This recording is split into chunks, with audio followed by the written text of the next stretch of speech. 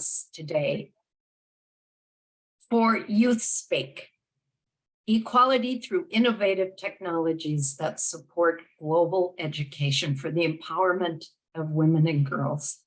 We are so delighted to have a cadre of next generation peace builders, powerful youth with powerful voices, along with our very amazing co-host, George Anthony, and who is going to be providing our keynote address, and Eva Schmidt, who is joining him. So in just a moment, we're going to be beginning. And my dog Maya has decided to say something. So we think she's going to be done quite soon. So first of all, I'd like to open with a message from the 2023 Presidential Proclamation of Women's History Month. And it is, when opportunities for women are withheld, we all suffer. And when women's lives are improved, we all gain. Let us strive to create a nation where every woman and girl knows that her possibilities know no bounds in America. And of course, we would extend that message to women and girls around our world. So thank you for being here. My name is Tezekiah Gabriel. I'm the Executive Director of Pathways to Peace. And we are here to celebrate the equality and empowerment of women and girls through technologies that support global education. I'm not going to spend a lot of time talking about me, but I will say that Pathways to Peace is a UN peace messenger organization in consultation with ECOSOC and the Department of Global Communications. A core value of Pathways to Peace is to empower and engage our next generation peace builders. And we're very committed to integrating a multi-generational and intercultural approach to every single thing we do. And so tonight, I celebrate the amazing presenters that we have. And so you'll hear just a little bit more about them and a lot from them in a little while. But at this point, I would love, Becky, if you would just kind of spotlight all of our presenters so that we can see their faces. Yes. And wave, everyone, at the audience and at each other. Look at that group. They're brilliant. Truly brilliant. Thank you. So now, as we do in all of our events, we're going to take just a moment to pause for a minute of silence and a moment of peace. And we'd like you to just kind of settle into what we call the Peace Wave. And the Peace Wave was established by our beloved co-founder, Avon Madison, in 1983.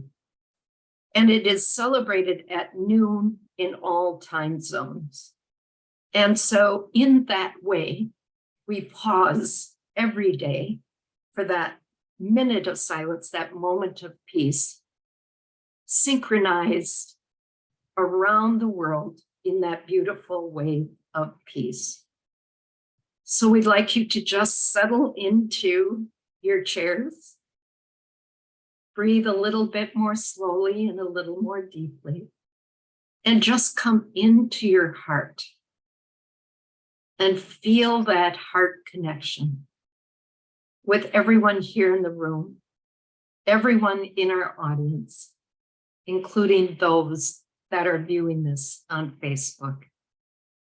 We invite you to see and to know and to embrace that connection with each other and with all that is, as we pause for just a moment to embrace or to envision peace.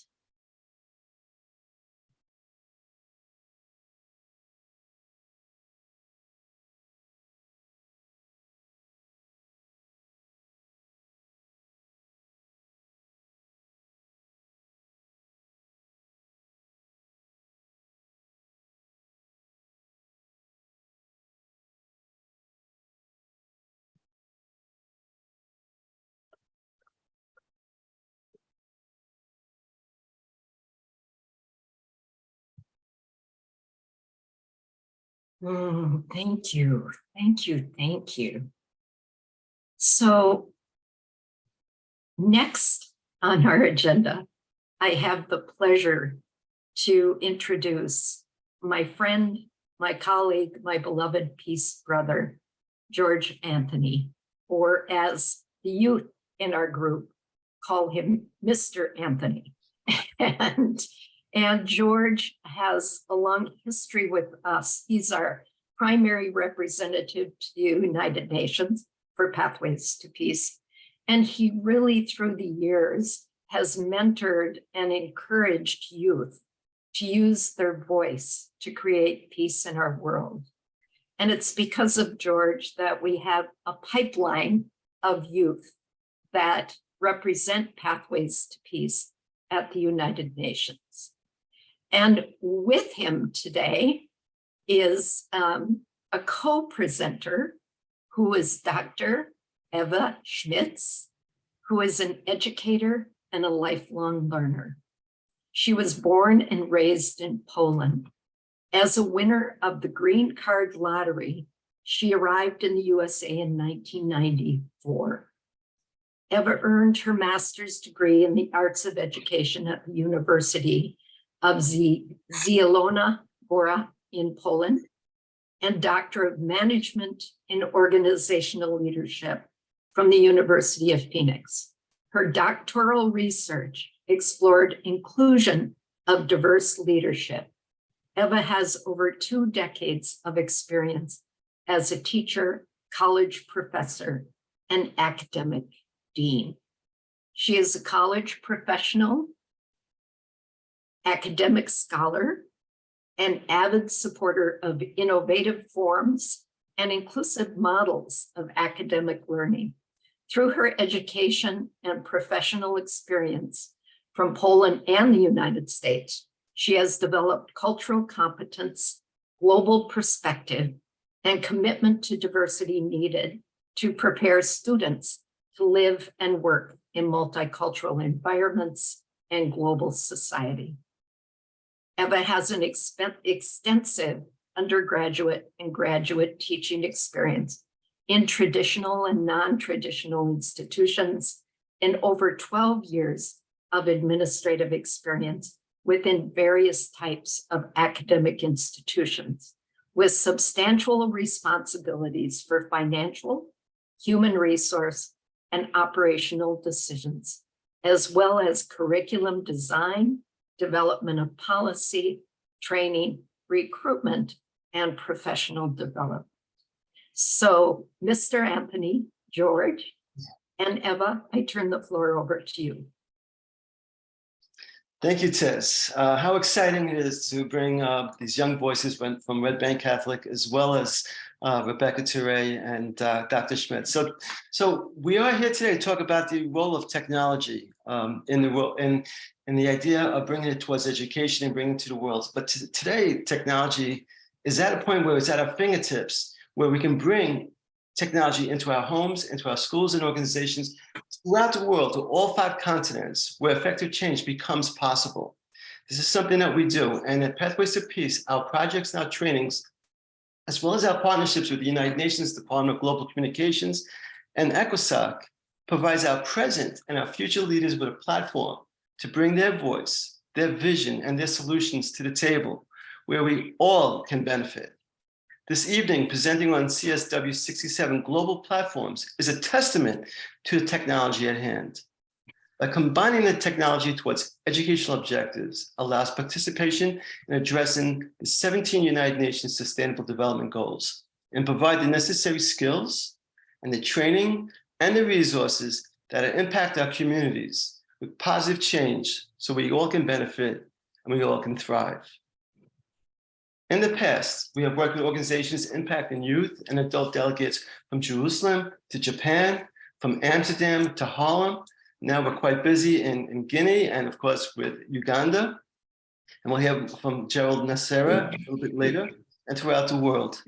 My role is to incorporate, or our role actually is to incorporate sustainable peace development where participants can internalize the skills of effective leadership, the self-confidence to overcome challenges brought on by conflict, racism, war, and ineffective leadership. Our trainings incorporate strategies and relevant applications that build communities so they can thrive and be sustained by the common thread of nonviolent action. Our students who have partnered with Pathways to Peace over the past 10 years have utilized all the aspects of technology to give back and provide resources to provide hope and growth.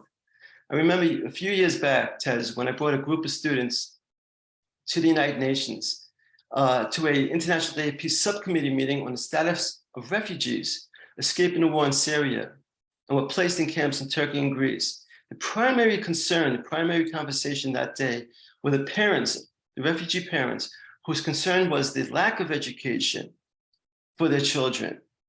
So the next day in my classroom, I presented a blank board to my students ages 14 and 15 years of age. And I said, you have 45 minutes to brainstorm solutions to assist these parents. Their answer became the Global Education Toolkit. I believe one of our high school UN reps, Emma DBAs, is going to speak about that later in her presentation. But that educational toolkit became an online digital learning board that provided lessons K through 12 for free in STEM, English as a second language, and peace building. My students coded this page and ran it for 7 years effectively as www.prep for peace. Our trainings are designed to inspire leadership so you can create the change that is so needed in the world. To further inquire, if you want to learn more about the trainings, please go to pathwaystopeace.org or peacedynamics.com, and you'll see a little bit more of our menu. But as long as I can remember, for the past 40 years, Pathways to Peace has been a leader in bringing together intergenerational voices, intergenerational trainings and resources, providing a wealth of experience to our present and future leaders and our change makers. It just makes sense to provide platforms in accordance with the UN Sustainable Development Goals to support their vision, their passion, and their concerns. And this is what you'll see tonight. So tonight, our other keynote, UN ECOSOC Representative Dr. Eva Schmitz, and student presenters from Red Bank Catholic, Nicholas Leonard, Samantha Weber, Dado R, and our Emma DBAs, as well as Pathways to Peace UN Youth Representative Rebecca Toure, in alignment with CSW67, will provide a roadmap that supports change, hope, and growth. CSW67 provides a platform where women's voices, primarily women's voices, can address the challenges that lie before us economically, socially, and politically. Tonight, you'll be connected to those voices who inspire hope through innovation and technology, titled Youth Speak, Equality Through Innovative Technologies to Support Global Education. Intergenerational voices that will lead us through the 21st centuries. Voices that resonate with clarity of hope, passion, and promise. Dr. Schmitz personifies that promise of CSW67, and I welcome Dr. Schmitz to our workshop. Dr. Schmitz. Thank you so much for this wonderful introduction. Thank you for inviting me to today's event. Good evening to the people in our time zone, and good afternoon, good morning to the rest of the people around the world. How can we tackle gender inequalities that are still deeply rooted in societies? In so many countries, women are denied access to fundamental education and healthcare and are often victims of violence and discrimination. In most societies, women are underrepresented in political and economic decision-making processes. Studies indicate that high representation of women in governments and decision-making leads to increased creativity, innovation, and reduction of conflict, greater results in community building and sustaining peace.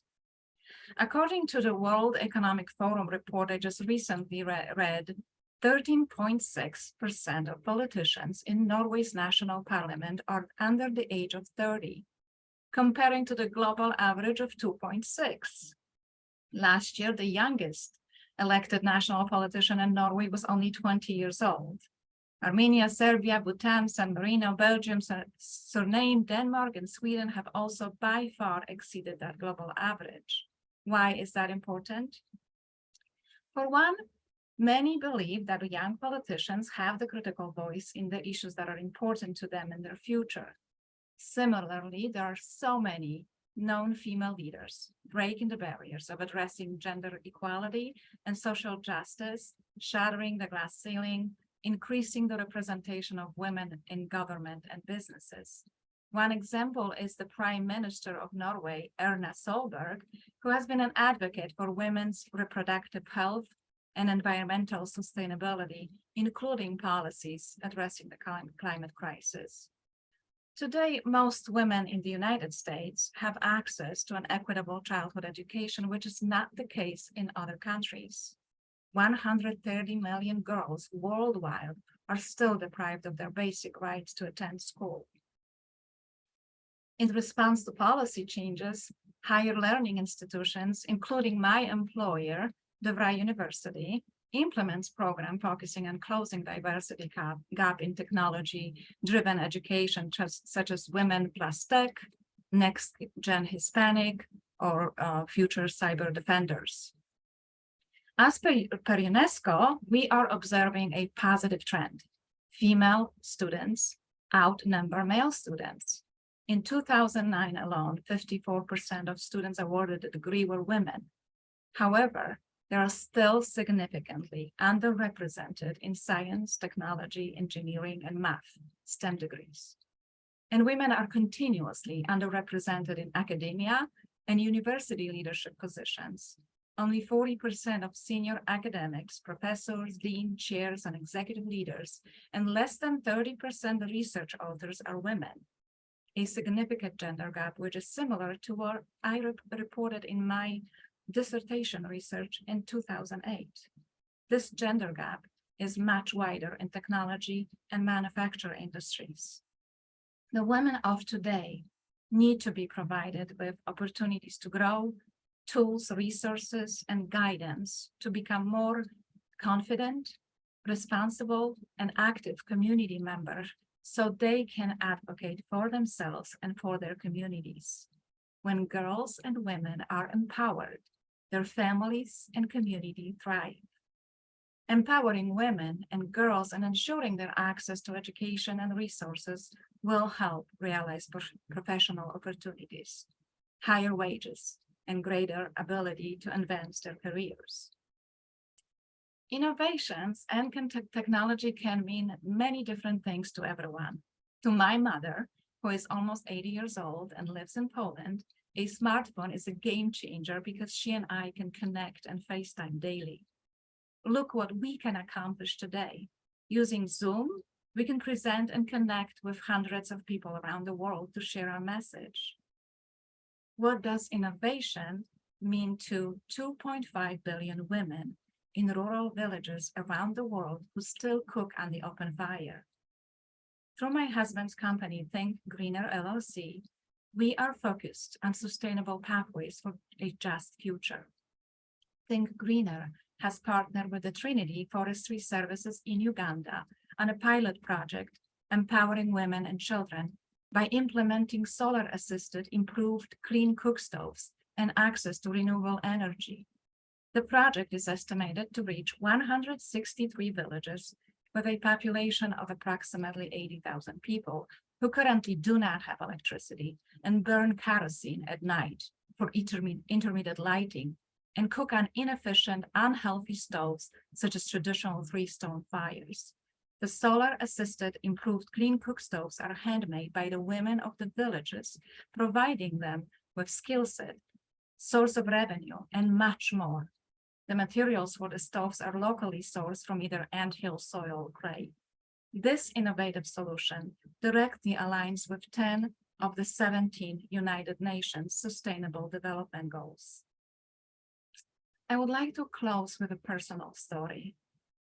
When growing up in Poland, the educational system under the Soviet supremacy was based on Soviet ideology and the creation of desired social structure in harmony with Marxism-Leninism.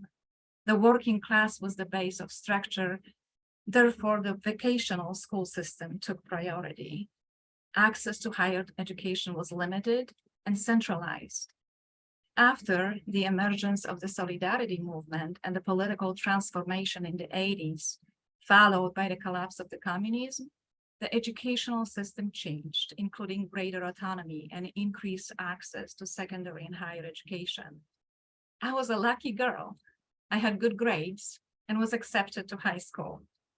However, due to personal and family circumstances, did not continue on to college right away. Instead, I found a job a year later, applied and was accepted into the program at the University of Zielona Góra in Poland, from which I graduated with a master's degree in 1990. 4 years later, not thinking much of it, my friend talked me into applying to the United States Green Card Lottery. I was one of the lucky winners. And on July 3rd of 1994, I arrived in Newark with my now ex-husband and a 3-year-old daughter. I think this was one of the bravest decisions of my life. I took a leap of faith, uprooted my family, believing that my daughter will have a better future. I was 29 years old then, and except for some basic words, all I could say in English was, "My name is Eva. I don't speak English." My educational journey continued from 1994 through to 2009. First was the ESL program at the community college, while evaluating my foreign credentials through the World Educational Services. Then the completion of education certificate courses at Rutgers and Kane universities, and passing multiple teacher certificate exams, all while working full-time, various jobs, including the night shift at the Mikasa warehouse, restaurant hostess, various domestic help and nannies positions. Eventually, in 2001, I was accepted into the doctoral program. As a single mom, I wanted to be a role model for my daughter. In 1999, I got my foot in the door, landed my first job in education in the United States. I was hired as a teacher's aide at the Cerebral Palsy Association in Edison, New Jersey. Since then, I enjoyed a successful professional career, 10 years in the public school system, becoming a college professor, and eventually the last 12 years moving up the ladder of the academic administration at DeVry University. But for me, teaching is still one of my favorite ways of giving back to humanity. While volunteering for the Paper Airplanes organization that uses video technology to provide free one-on-one language and professional marketable skills to refugees and individuals affected by conflict, I was paired with Rama, a Syrian refugee living with her family in Jordan. Rama is a smart and ambitious girl who dreamed about going to college. She needed help with the conversational and written English language skills. Rama was eventually accepted into the engineering program at the university in Jordan. We stay in touch. We are now Facebook friends. I am not trying to say that it was because of me Rama was able to achieve her goal, but knowing that I was one of the characters in her story makes my heart sing. In the past, there was a time I thought that the language barrier, my accent, the lack of experience were hindering my ability to advance and succeed. Throughout my life journey, I met so many supportive individuals who sometimes, by sharing a piece of information, pointed me in the right direction. I'm continuously inspired by so many stories and learned that I needed to be the captain of my story. While studying leadership, my doctoral mentor said, "It does not matter how smart you are, persistence will get you further." Today, the message I have for every girl and woman is, know your why. What is important to you and why? Be the captain of your story and make your story notable. Self-reflect often Understand and communicate your story and keep your eyes on the end goal. Be flexible. And if plan does not work, change the plan, not the goal. Accept your limitations, develop capabilities, and manage your advantage. Let go of your expertise and step out of your comfort zone to embrace opportunities and change. I'd like to end with a quote. People inspire you or they drain you. Pick them wisely. Thank you for listening. I am so very excited and look forward to seeing future contributions, innovations, and technology led by the youth supporting sustainable development and global peace. Thank you so much. Dear Peace Brother George, thank you for who you are, the work you do, and what you bring every day, not only to our youth, but to our world. I appreciate you more than you could ever know. And Eva, what a beautiful message. What a beautiful message of be the captain of your own story. So important, along with the other beautiful words you shared with us. So thank you for being a part of Pathways to Peace. And now we're going to shift to our youth presenters. And George often talks about, sometimes being a proud father, feeling like a proud father of all of these amazing, young, wise peace builders that are a part of Pathways to Peace. So tonight, along with many other times, I get to feel like a proud mom of these incredible youth. And they know that I have said many times, the youth are not only our future, they are our now. If you look around the world, it's the youth that are shaking things up and creating change. And I also like to say that wisdom is not measured by age. And so my goal always is to simply provide a platform for these wise young leaders to step up and have their voice heard. And so with that, I'm going to turn to our first presenter, next generation presenter. And his name is Nicholas Leonard. And Nicholas is 17 years old. He's a junior at Red Bank Catholic. A few of his hobbies include listening to music and reading. He is motivated by the ability of youth to change the world through peaceful means. And a part of Nicholas's presentation is a video of his cousin that he's going to be bringing in as well. So Nicholas, the floor is yours.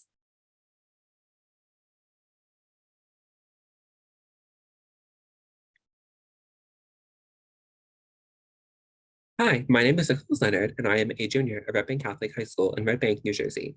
Today, I will be discussing the STEM industry, or science, technology, engineering, and mathematics, field which has historically been almost exclusively available to men. In doing so, we will be discussing how we can make important changes to the system as to implement equitable changes which are available to women and girls from all backgrounds, including those of color, especially in rural and underprivileged communities. I'll be joined by my cousin, Lauren Chandarana, who will speak on her experience studying biochemical engineering as a junior at North Carolina State University. She will discuss firsthand the impact of inequality on the STEM industry. Without further ado, let's begin. Today, we'll be covering the inequalities faced by women at all facets of the STEM industry, starting with women who choose to enter a male-dominated industry. STEM has built a reputation within its own regard as being primarily dominated by men. Women are advised to pursue alternate fields, and many are not given the opportunities to pursue an education in STEM. Those who are given the chance often end up switching because of systematic suppression of women, especially those of color. Statistics have proven that throughout the industry, women make up a small percentage of the much larger image. Overcoming gender inequality requires important changes to the STEM fields. Women of color are excluded furthermore, as they do not receive the training or experience in the STEM industry to develop an interest in the field. Women face inherent challenges in order to gain the same caliber of education as men.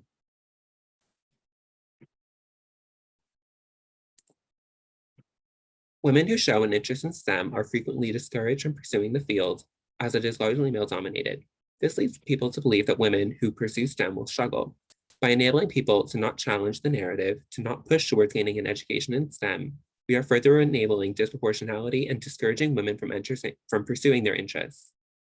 Women and girls who live in underprivileged or rural communities are given even less opportunities to gain a STEM education. They aren't given equal opportunities in primary and secondary school settings, and because of this, no lasting changes are made as a large segment of the population is not given a fair chance at education.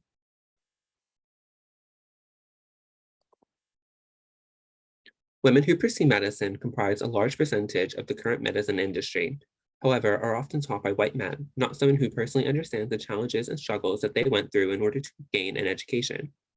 Throughout the industry, women face challenges at every level, and when a woman expresses her interest in the medicinal field, they're often discouraged from pursuing jobs such as a physician and are instead told to restrict their dreams in order to be complacent with the system's desire for her. Academia poses a similar issue. A large percentage of STEM professors, and department members are not women and therefore cannot relate to the experiences, challenges, and journey with which female students, especially those of color, undergo when entering this field. In order to make lasting changes, women deserve mentors who can relate to them on several different facets, including their struggles which they have faced in order to reach this position which they truly deserve a place in. Women of color are disregarded and seen as replaceable when they each belong in their position and deserve the same chance to be heard and taken seriously, just as any white student is. Women who are able to push beyond gender-based barriers in the STEM fields often struggle to find work within their chosen field. Women are then led to making the choice between taking a significant pay gap in comparison with the salaries of men, or are required to form a startup. Women who choose to open a startup, invent a product, etc., are often faced with the all too often true percentage, which is that 20% of all startups will fail within only 1 year. As a result of this, women often settle for less, and this disparity applies especially to women of color and those in rural or underprivileged areas, as they are not given the tools for success and therefore are unable to use their education in the same way that a man would be able to. STEM technology is extremely inaccessible and unachievable for many women, especially those who grow up in rural areas. Women are told that they won't find success in the field and therefore don't pursue it. And secondary education is made inaccessible or completely excluded from this education process, as women are expected to take less hands-on roles. This gender-based disparity creates a dissonance regarding women who wish to pursue STEM, who are often told that they won't find success, and if they do, they will be one of the few women who are at their level or above it. Challenging this disparity is key to building inclusivity. Next, you'll hear from Lauren Chandarana, who will discuss her experience in STEM and university and the discouragement she faced when pursuing STEM.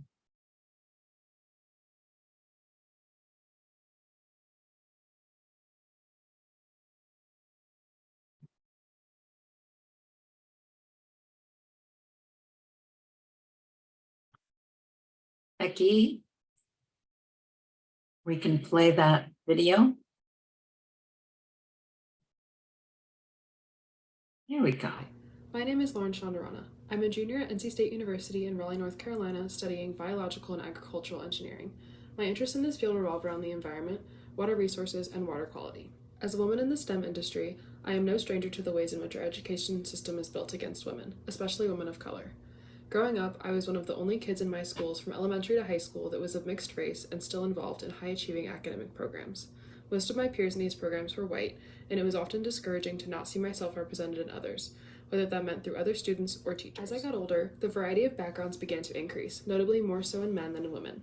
In college, I have noticed this trend continuing. Personally, I am enrolled in a small department here at NC State, and I'm lucky to be surrounded by a very diverse group of people. My department is one of the only in the university to have a near equal ratio of men and women, especially in engineering. However, I only got to experience this once I got past the introductory levels of my classes in my degree. In other engineering departments, the classes are around 70% men and 30% women, and most of these women are white. My professors are generally white men, but I have been lucky to have had a handful of women teaching my classes. However, sometimes they are just teaching assistants and not yet assistant professors. In addition to this, I have often felt overlooked by my male professors and peers in class, as if I am less than or not worthy of my spot in that class, either because I'm a woman or because I'm half Indian. I have often felt afraid to speak up in my classes when I am surrounded by many men, for fear of my ideas being shrugged off or not taken seriously. Occasionally, when I have spoken up or voiced an idea, I will be mindlessly agreed with but not truly heard. Then, a few moments later, a man will suggest the same idea of mine in different words and be praised for his thinking. Not only is this discouraging, but it's also rude and demeaning. I often wish that my classes had more women so we would be able to build each other up and support each other. When I share with others that I am studying to become an engineer, they are often surprised at my response. I love math, I tell them, and I want to use my degree to tackle some of the most important challenges of the upcoming years, climate change and sustainability. I have found that strangers are so quick to assume that I would not be studying engineering because I am a woman.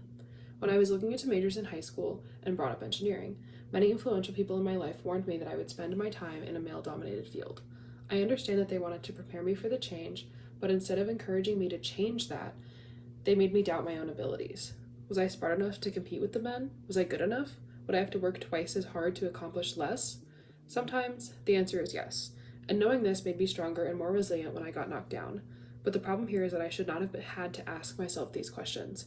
I should have been able to have my choice at whatever degree I wanted without the added obstacle of possibly being overshadowed for being a woman. In contrast to these experiences, my university does offer a variety of women-led clubs and organizations.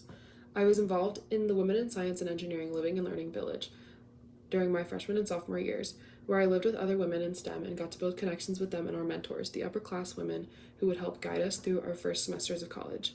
Clubs and villages like these are a great way to make women feel at home, or like they have a place to go when they need support from others who will understand their struggles and frustrations. However, they're usually not enough.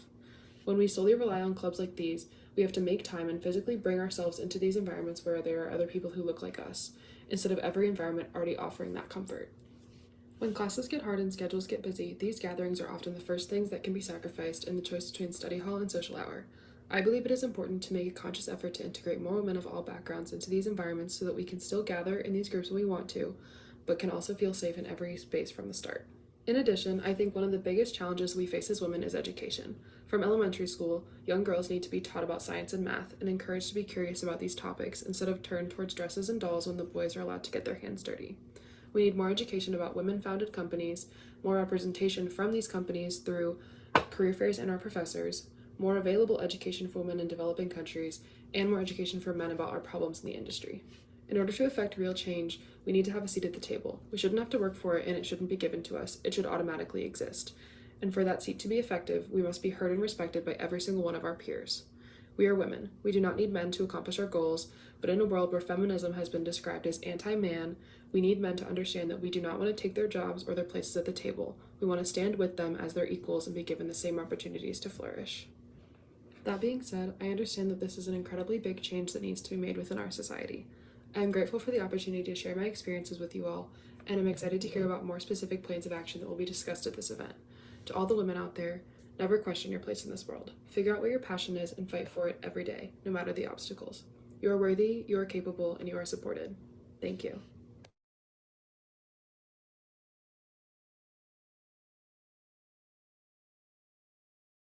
Back to me for a moment. We'll be discussing some steps towards equality. As a result of its marketing, STEM is unavailable to many women, who are instead pushed towards other industries where they'll be one of many. Educators and administrators in school environments take a passive approach to this and don't push to ensure that women in their communities can gain an equal opportunity in comparison with men. We absolutely must allocate funding towards STEM as it can be universal to anyone who wishes to learn more. Many major accomplishments have been made in part or completely because of women and their involvement in the field. However, fundamental technology is not yet available to women, particularly those in underprivileged communities. Women who can find work in or form startups based on the STEM fields are faced with gender-oriented challenges and are unable to build successful careers themselves. We must challenge the narrative and push forth towards making an equitable industry for everyone, for women everywhere. Women should be able to feel represented in STEM, to be mentored by someone who truly understands their growth and development as an individual, and their interest in the field should be treated as it is, an opportunity for women and girls to change the world from the perspective of science.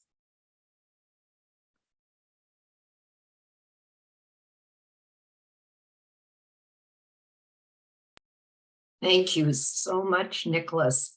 And please thank your cousin. That was just a beautiful video as well.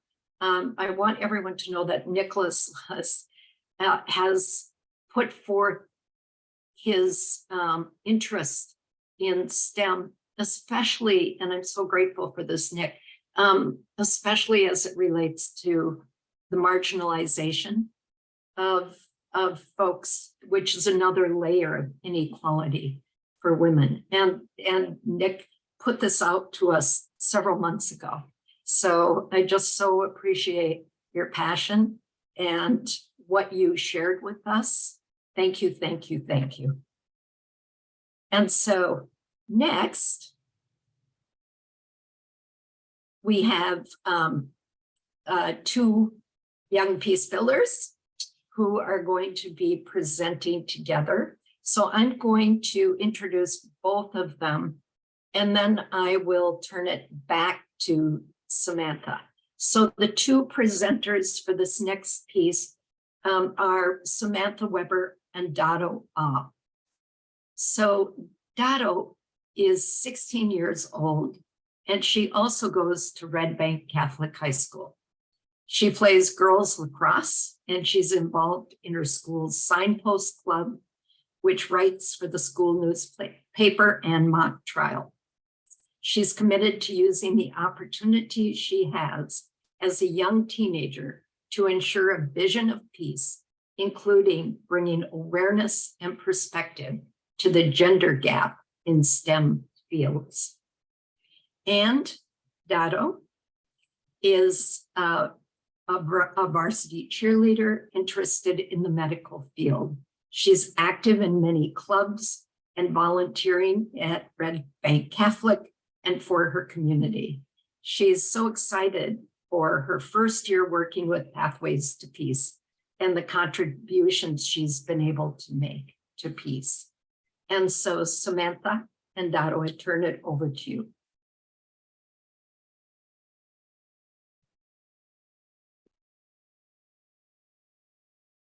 Dado, you're there. Sorry. There I'm you gonna are. share my screen for. Perfect.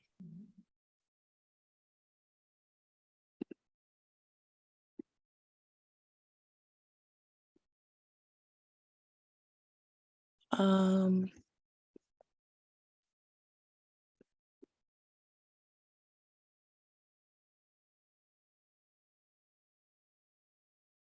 Sorry, it's not allowing it. Is it letting you find what you want to share, Dado? It's saying that I have to Google Chrome will not be able to record the contents of your screen until it is quit. Is it a YouTube video? Okay, I got it now. Sorry. Okay, about that. all right. Can you guys Sometimes see they my get a little screen? fussy with that. Not yet. Oh, okay. Let me try this again.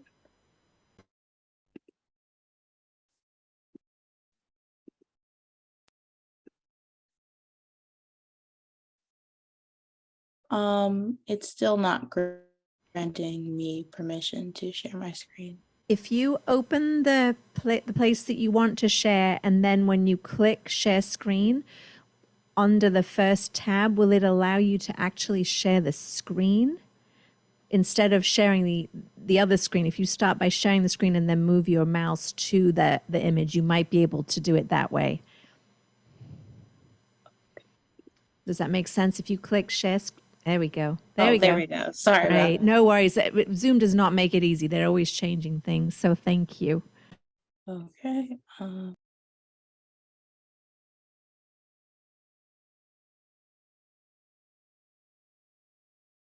And we see it now, so you can just share from right from there. There you go. Excellent. So, hi, I'm Samantha Weber, and our presentation is about the effective leadership for the advancement of women in STEM. The purpose of our presentation is to share how women need more prominent leadership roles in STEM and the education fields, while women remain underrepresented, men have and still are currently dominating STEM and education fields.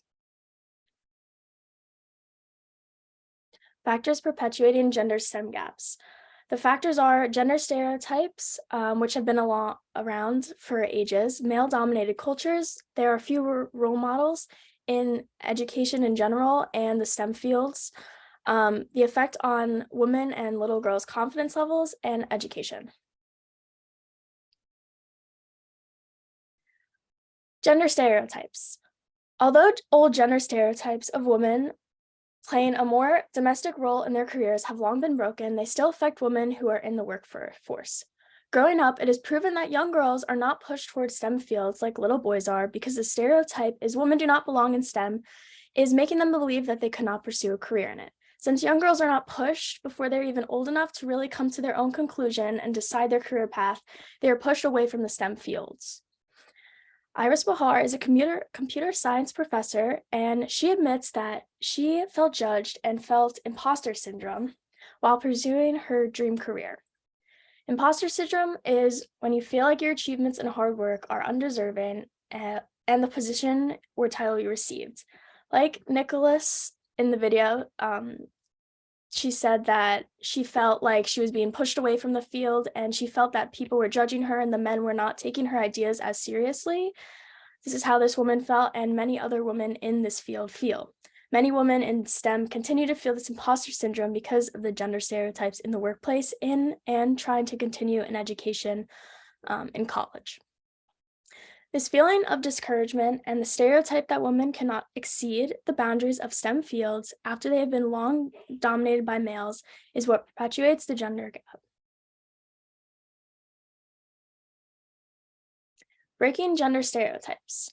Doug Allen, my grandpa, was an engineer for over 50 years working for Fortna, the third largest conveyor manufacturing company in the world. He retired in 2018, but still works sometimes, even up to this year. He worked as a project manager for many years, building conveyor systems for huge shipping companies like FedEx and UPS all around the world, mostly in America and China and Europe. Throughout his years, he says the amount of women in the workforce has majorly increased, but is still not near 50-50. He explained that you could tell that the women who had held engineering jobs were incredibly smart and had to work much harder to get to their positions than their male counterpart. He believed these women have greatly contributed innovative ideas to these companies, and which have contributed to their successes. And these women have had major success in their leadership roles. Women bring new ideas and perspective on many projects that have helped in the construction and conveyor systems. He believes that because of how intelligent these women are, it has and will continue to promote more hiring of women because of how much they have contributed to their products and projects and ideas in the engineering fields. He explains that many companies he worked with have been making a very conscious effort to hire women in leadership positions because of the success they created. You go back. He says that when he, during the end of his career, when he walked into a room talking about project management, most of the room was full of girls, which is a major win for the ladies. Although he saw mostly positive push for women in STEM, he stated that many men still vocally believe that women do not belong in the engineering field and the workplace. He heard many of his coworkers and people in leadership say that women do not belong in these roles and that they would never be as good as a man. He did still see people question their intelligence and saw a bias towards them and their capabilities. He also explained that in the United States and Europe, they had many more women in leadership roles, unlike places in Asia where he rarely saw women in these higher positions.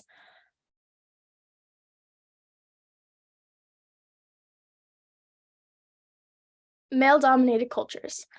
Men have historically dominated the STEM fields, especially when it comes to engineering and computer science. The ratio of men to women is 78.8% to 21.2% in computer science, and strikingly 86.3% to 13.7% in engineering fields in the United States. Historically, there has been a bias for men in these fields, which could be attributed to young girls believing that they would not enjoy or would not succeed in these fields. As you see, the number of women graduating in STEM fields are increasing in some of the science fields, like the health-related fields, but are still significantly less in the STEM fields like engineering, math, computer science, and physical science degrees.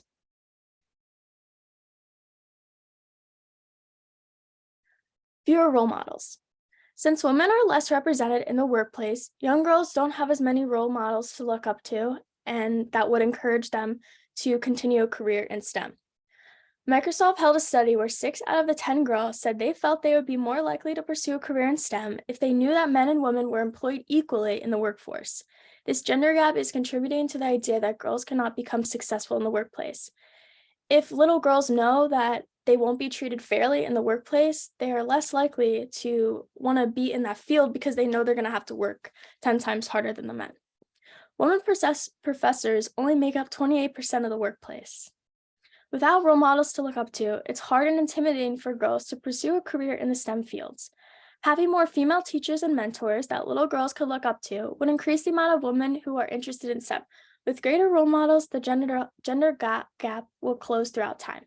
This will take generations, but when girls see their teachers were successful and have a passion for anything in the STEM field, it will encourage the younger girls to look into STEM and maybe see that they could succeed there too.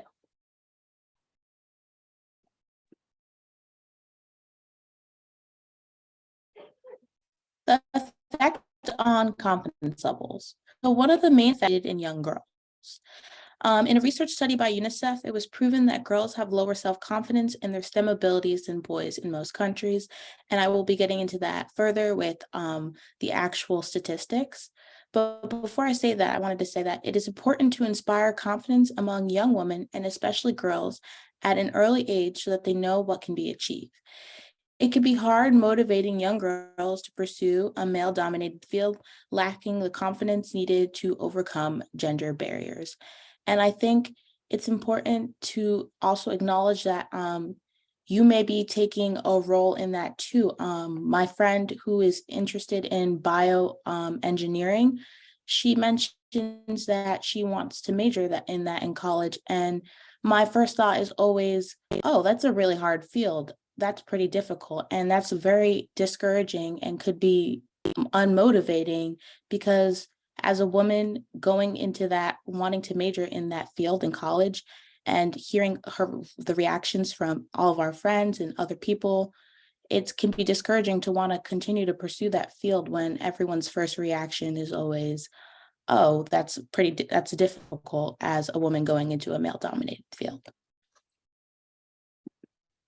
So this is a study for the percentage of secondary students with different self-efficacies.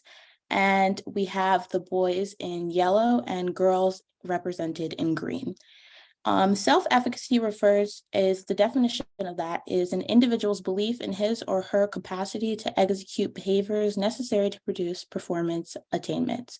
So in other words, self-efficacy is a person's self-confidence in their ability to, in this case, performance in science. So in countries where boys outperform girls in science, we can see that 39% of girls have low science self-efficacy, 9% of girls have moderate science self-efficacy, and 12% of girls have high science self-efficacy. And although both girls and boys have relatively low high science self-efficacy, a majority of girls have low science confidence levels compared to boys. We can see that the yellow is clearly higher than the green. And in countries where boys outperform girls in science, it's going to create low self-esteem for young girls, and it's going to discourage them to believe they can pursue a career in STEM. So this is in countries where girls perform similar to boys in science. And as a result, when the performance between girls and boys are similar, we have similar confidence levels. So we can clearly see that the science of self-efficacy is relatively the same throughout high, moderate, and low. And this is in countries where girls outperform boys in science. So even in countries where girls are outperforming boys in science, a majority of girls have either moderate or low science self-efficacy, which is unacceptable.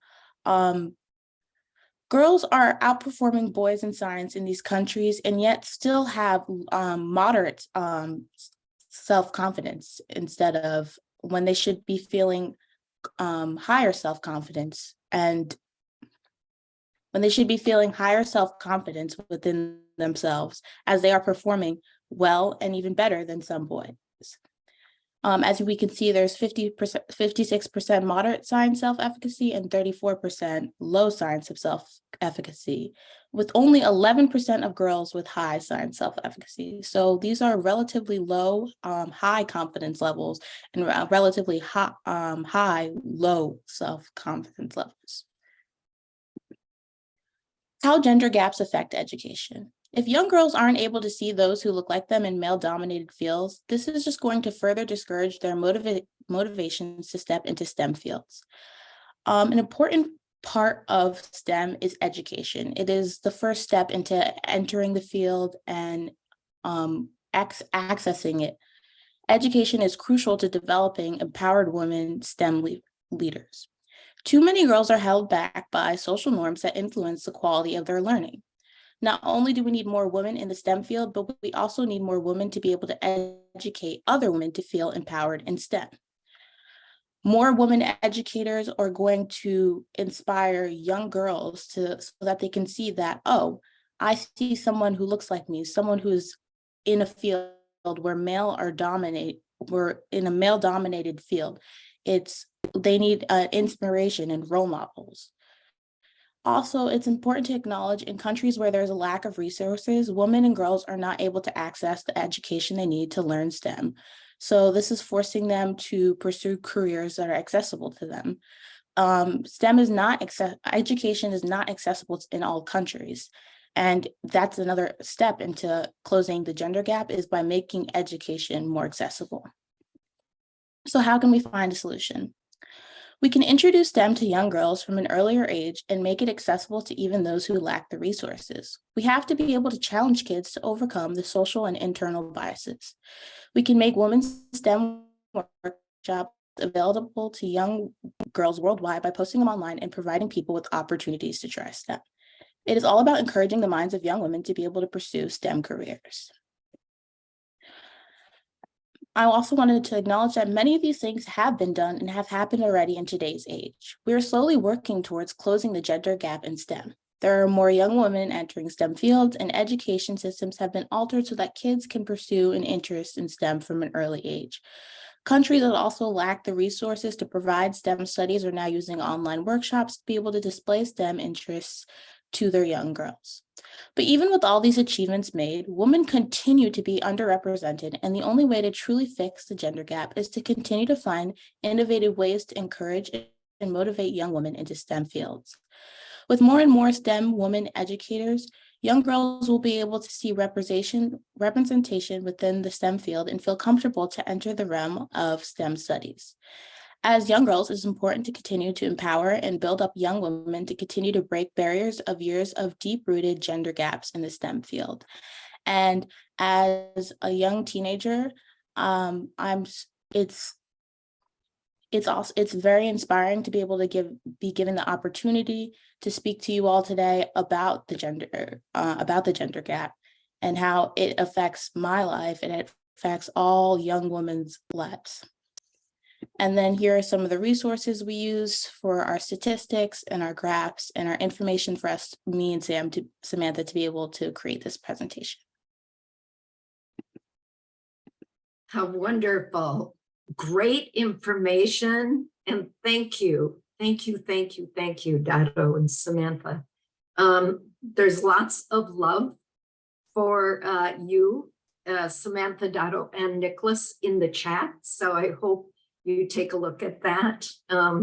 Everyone, of course, being as impressed with you as we are. So thank you for your commitment to this important work. Yeah, and let's just take a deep breath for a moment.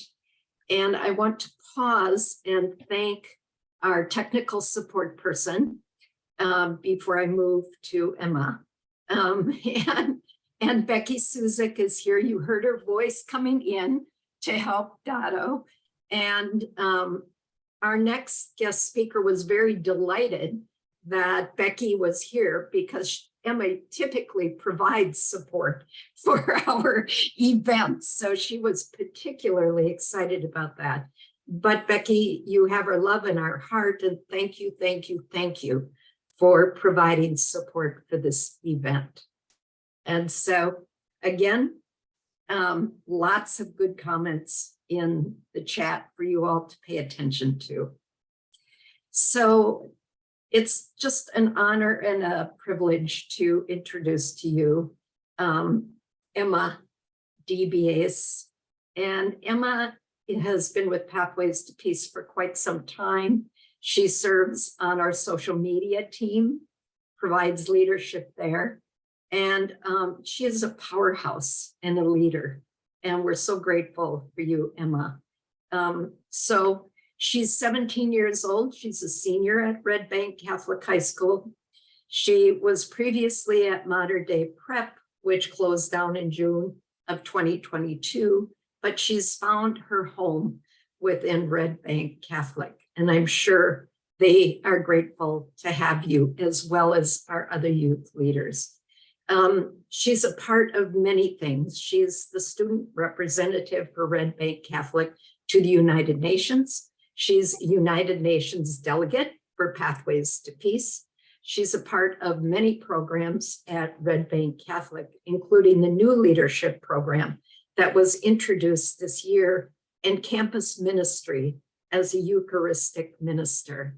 And so, Emma, it's just an honor and a delight once again to turn the floor over to you. Thank you so much, Tez, and it means a lot to be able to do this for my second year. I did present last year at CSW67 on climate change. My presentation was on education of women and girls on climate change, and we showcased the different ways that women can receive an education and how we can promote our world to a cleaner and better future. My presentation is about the technology aspect. As you heard Tez telling you guys before, that I would always do the tech for anything Pathways to Peace, and I became part of the social media team as well. So that helped with that aspect of it. So I will be talking about just the technology and the innovation of it and new ideas that we can use and we can help others around the world. On my screen.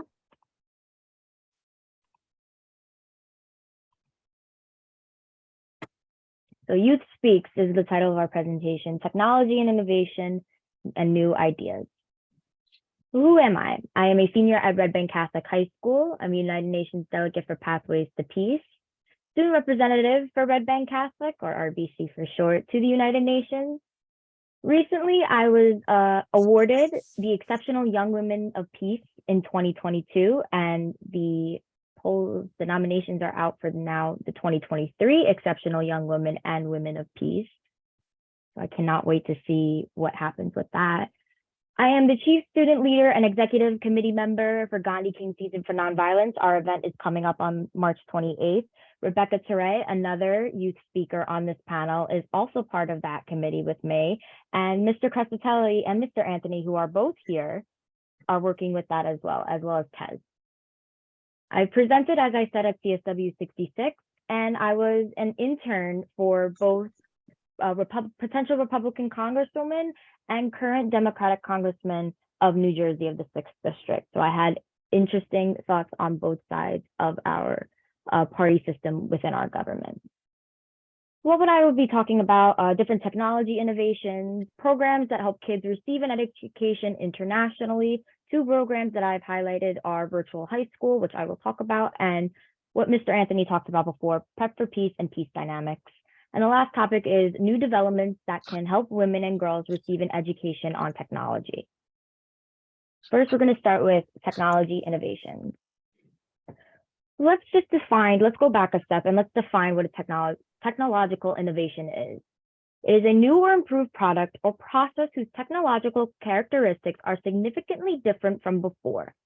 An example would be cell phones, wind turbines.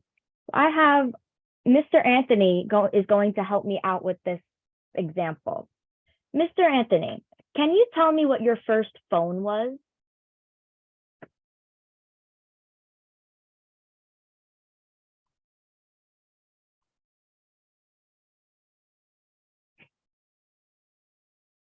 You are muted, Mr. Anthony. Zoom never gets old.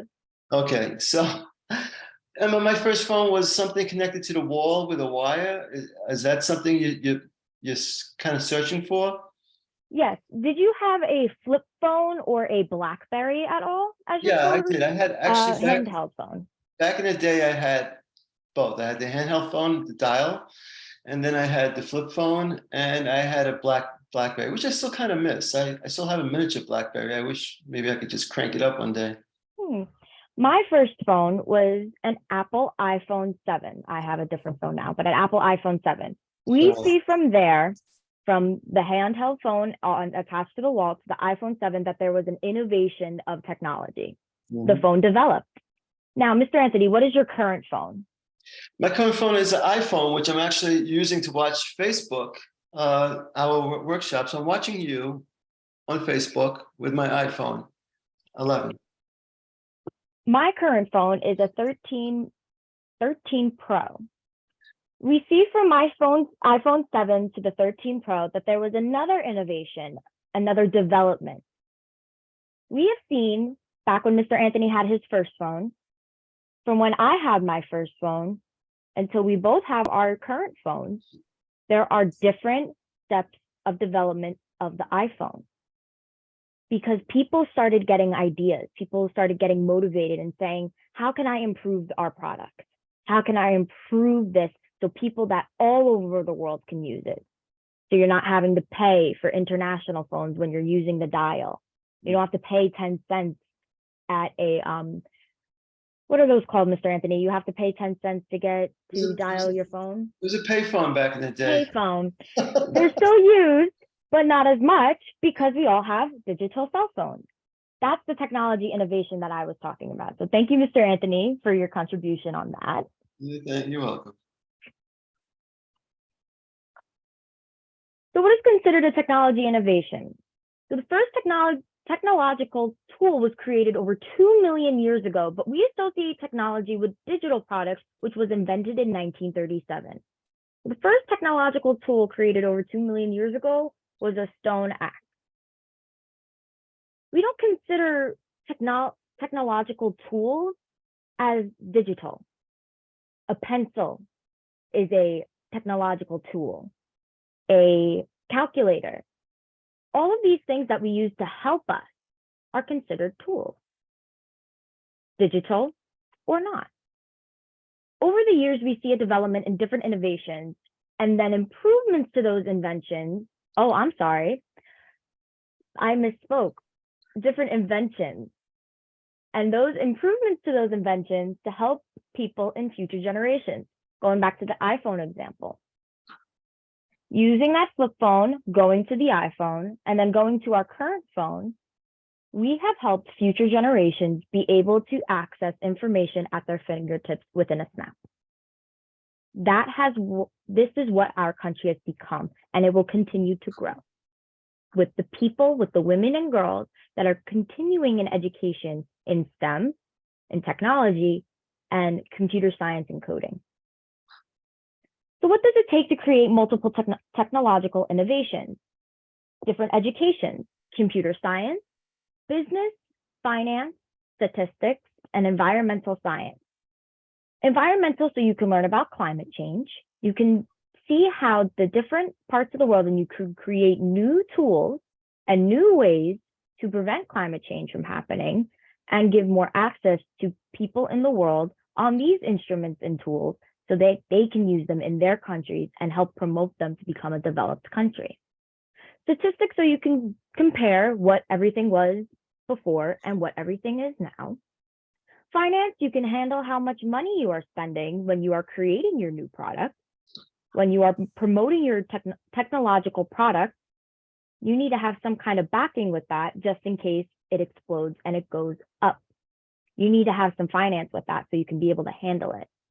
Business, so you can know how to start a business and be able to take the tools that you have learned and be able to finance it and grow it, and so that you are added to that statistic. And computer science, because of technology, you need computer science to create a phone. There's some sort of technology aspect in that. And also different ways: motivation, inspiration, encouragement, new ideas, and support. Having different ways so that you can think about it and you can use the tools that you have gained is helpful, so that you have that grasp at how you can create your new ideas, use your education on those subjects and more, get the motivation, encouragement, support, and inspiration from it, and then you can go out and create a new product. So here are some statistics that I have. 91.6% of Fortune 1000 companies are increasing their production of new AI technology. We hear this expression every day that robots will take over. Not saying that it will happen. We already see some self-driving cars, but we're going to refrain from that for another meeting. But having that, you see the development in everything, from the first tool, first digital invention, the phones, to self-driving cars, and next it's going to be watches, different watches that you can use to text, call, and everything. We have some of them, but there could be improvements with them. And 94% of schools are using technology for accessing textbooks, teaching coding classes, and providing lessons to children worldwide. Accessing textbooks, more textbooks are becoming e-textbooks, which are online textbooks, than you have given to you by the state. More schools that I have seen over my time, that I have seen more schools go to virtual textbooks. So kids don't have to lug around big, heavy backpacks full of textbooks and notebooks. Everything is on the laptop. I can tell you this, my backpack for school used to be very heavy because I had textbooks and notebooks and folders. Now as a senior, all I am carrying is a couple of folders, 2 notebooks, and my laptop, because everything I need is at the tip of my finger with my laptop. Now we're going to talk about some programs that help kids receive an education internationally. And one of the programs that I have discovered was from Red Bank Catholic, which was Virtual High School, or VHS. So VHS is a program where students can take a self-paced class with teachers and students all around the world. Now, I discovered this because when I was picking my classes this year, I chose to take constitutional law because that is what I am passionate in. I am passionate in politics as well as promoting peace. I am currently taking a constitutional law class with VHS, and I have students all around the country. Now, the significant thing is here, my teacher isn't from New Jersey. My teacher is from Massachusetts. So I have to communicate with him every day on VHS, and there's different ways you can communicate through discussions. You can email him, and you can have that teacher connection that you have in a classroom over your laptop. And they offer many classes from math to science to leadership and to problem solving skills. And I have 2 students that I had gotten testimonies from, or basically I interviewed them and see what their experience like was using VHS. So one of our students was Casey Pryor. She is a senior at Red Bank Catholic who I met this year, and she is taking AP Statistics. She loves VHS because you are able to do it on your own time. You are not able, if you have class to do during that period of time, you can work on your VHS at home. All you have to do is log in once and you are counted as present. That's what I love about VHS, because even if I can't get to class and to my class during school, I know I can log on later and still get my work done for the week. And using them, you can go from the class always starts on Wednesday and it ends that Tuesday. So you only have a week's worth of work before that next week starts on Wednesday. So you can keep yourself paced.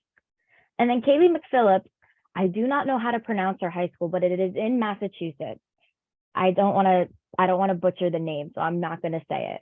But she is one of my classmates with constitutional law. We actually just finished a project on developing our own countries and how we would promote them and how we would use them, and different technology innovations that we would use to help our country grow. And that's what I really thought was interesting about that project, was because it related to CSW, with the technology innovations that we use to help women and girls receive an education.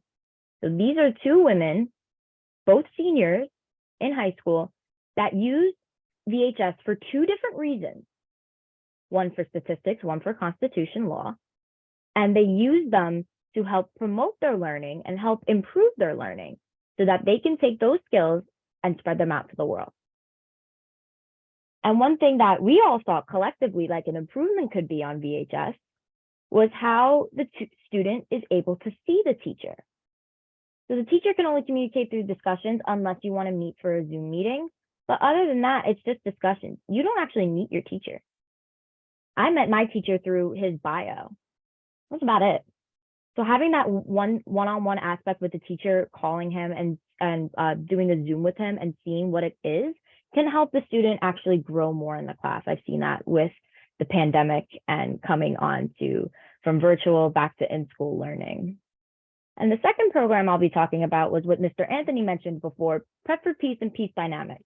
The Prep for Peace and Peace Dynamics kind of go hand in hand together, so that's why it's all in one slide.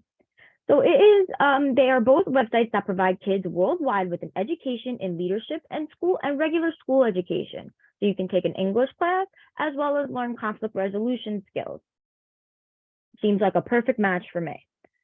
And why is this important to provide people with leadership education? People need to be provided with the fundamentals on how to communicate with each other, and being the one to introduce yourself is the best way to do it.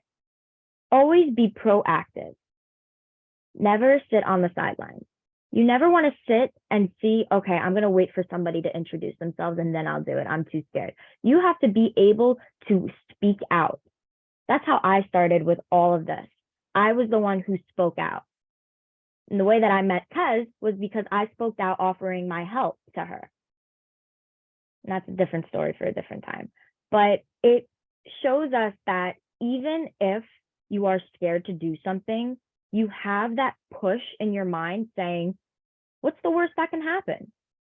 Always go for it, because stopping yourself is only going to stop what you're going to do in the future. You want to continue to promote yourself and continue to be proactive with everybody. And our last topic, new ideas that help women and girls receive an education. So how can women and girls receive an education in technology? Through different workshops, podcasts, classrooms, virtual classrooms.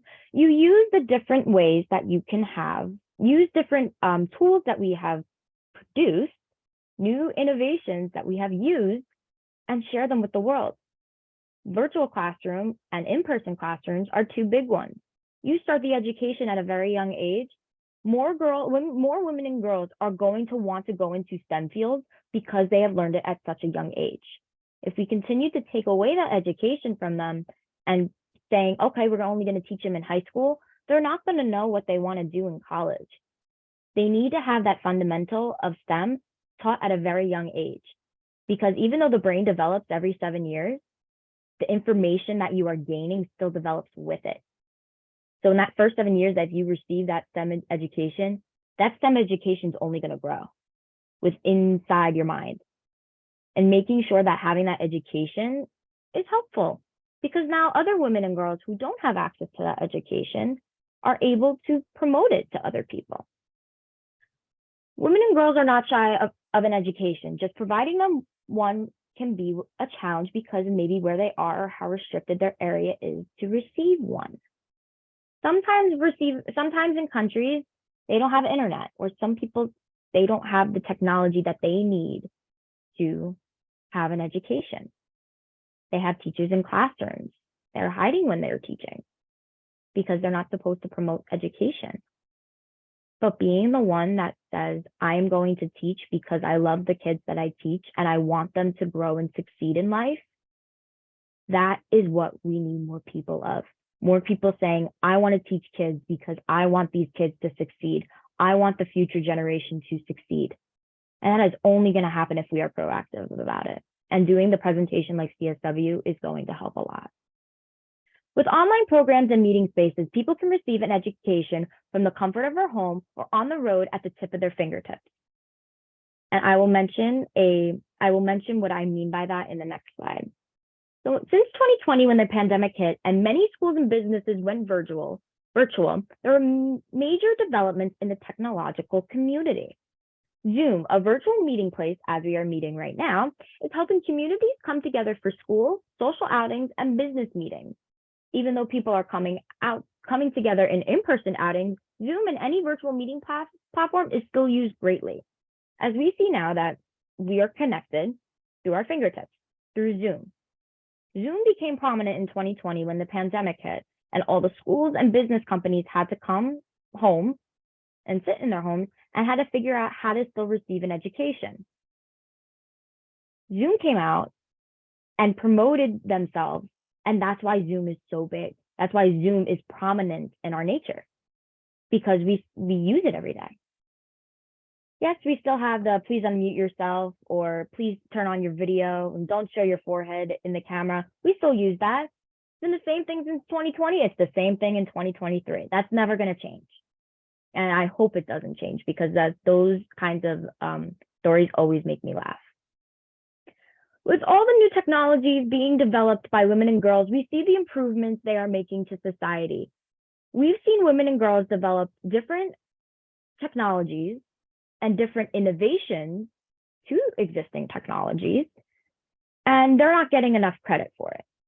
Now, a lot of women and girls are shy to say that I did it, I did something like this. No, be proud of what you do. I am proud of what I am doing. I am proud of sharing my experiences with technology. I am proud of sharing my experiences with Red Bank Catholic and with kids around the world, teaching them on how they can be proactive in their communities and spreading peace. Different companies continue to create and produce more products to help grow the industry of technology. Different companies use different websites, different phones, even different laptops to promote their industry and to promote the spectrum of technology.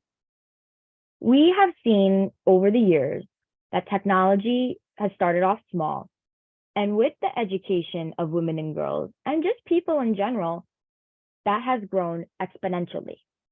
And I cannot wait to see what it is going to be by 2030. Because with the rapid pace education that everybody is receiving now, we can be an AI technology world by 2030. And I'm really hoping to see good changes with that, as well as women and girls receiving their education in STEM so that they can help contribute to the world and promote that education. So I always have a saying before I go off with my presentations, and that is, be the force that inspires change, be the change that makes a difference, because all it takes is one voice to change the world. And that couldn't be more true. We need to be proactive in our communities, and this is the way to do it. So I thank you so much, Tez, Mr. Anthony, all my Red Bank Catholic presenters with me, and thank you so much for listening to this presentation. Thank you. Oh, Emma, thank you so much. That was wonderful. And you're getting lots of appreciation in the chat, so make sure to take a look at that. And I want to share with our audience a little vision of what you gave me around your work for peace. And in your own words, Emma, my vision of promoting peace is to give people a voice, even if it is hard for them. My goal is to help people in need across the world, sharing my story of peace, and to come together as one unity. So thank you, Emma.